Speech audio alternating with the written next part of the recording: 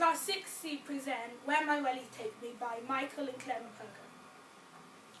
There are lambs out in the cricket field next to the village, skittering away from the gate, playing skip and chase.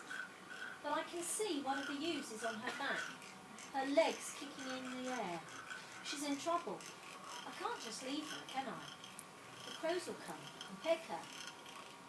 The closer I come, the more she struggles, but she can't get up.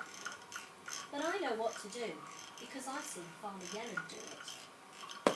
Hands underneath, and with a great heave-ho, roll her over and up onto her feet. She's a bit wobbly, but she's fine. Her two lambs are running towards her, crying just like babies. The hedgerows are high on either side of me at this time of year, high in the sky. There's oak in there, and blackthorn, and bramble, and holly, and just past the old gateway, some dusty catkins. There's a nut tree too. I had a little nut tree, nothing would it bear, but a silver nutmeg and a golden pear. The King of Spain's daughter came to visit me, and all for the sake of my little nut tree. 1, 2, 3, 4. I like counting, and the hedgerows are perfect for it, full of flowers and creepy crawlies. Some days I count the butterflies or spiders or ladybirds, but this morning I'm counting flowers. Bluebells, red campions, daffodils, primroses, dandelions, buttercups and daisies. 323. 4, 5, I make it 320. Eventually I reach the bridge. I've picked a dandelion clock. I puff and I blow to blow away the seed head. 10 o'clock.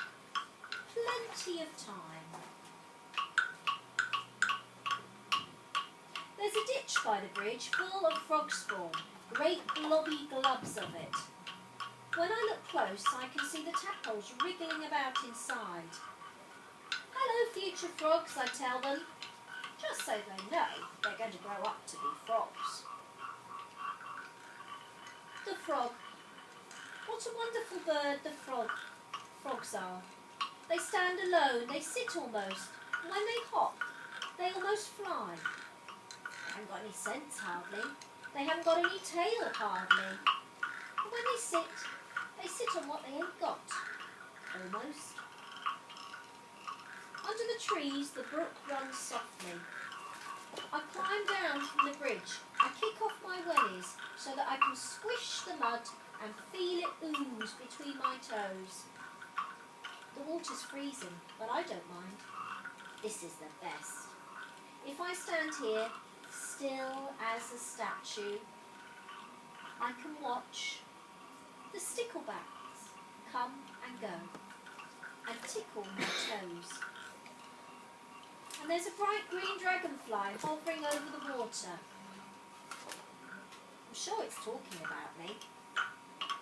He must think I'm a giant. And now the sticklebacks have arrived, nibbling away. But although I can see them, I can't feel a thing, because my toes are completely numb. I wriggle them, and the sticklebacks vanish. The best place to see the barn owl is sitting on the farm.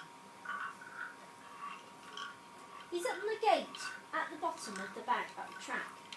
He's often here in the early mornings or in the evenings before it gets too dark. Maybe he just comes out when I'm here, waiting, especially for me. He's sitting on the gate. In the marshy field he likes to fly about. All those tasty mice and voles in there, I expect. He doesn't come out every time, but it's worth waiting to see if he does. So I do. I wait. I love watching the owls.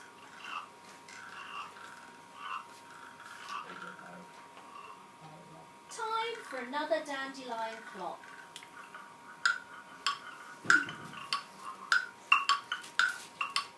I blow hard this time, hard as I can. The hours float away on the air. 11 o'clock, 12 o'clock. The sun is climbing in the top of the sky, shining down on the silvery spider's web, out in the brambly hedge. There's one spider waiting right in the middle, pretending that he's not there. Lucky I'm not a fly. I see you, spider, I see you. And off up the track and into Farmer Yellen's field, full of cows and calves.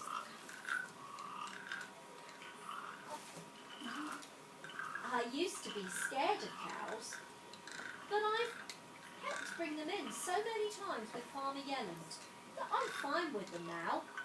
And they won't bother me either if I don't bother them, if I keep my distance. You've got to, especially when there are calves around. But the old bull is out with them this morning. Samson he's called. He hasn't hurt anyone in his life, but you never know with a bull, Farmer Yellen says. And now Samson's seen me, nodded his head at me, I decide I'll keep tightly close to the hedge all the way up to the hill, keeping him in sight, but trying not to catch his eye. I just try to pretend he's not there. He's not there. He's not there. He's not there.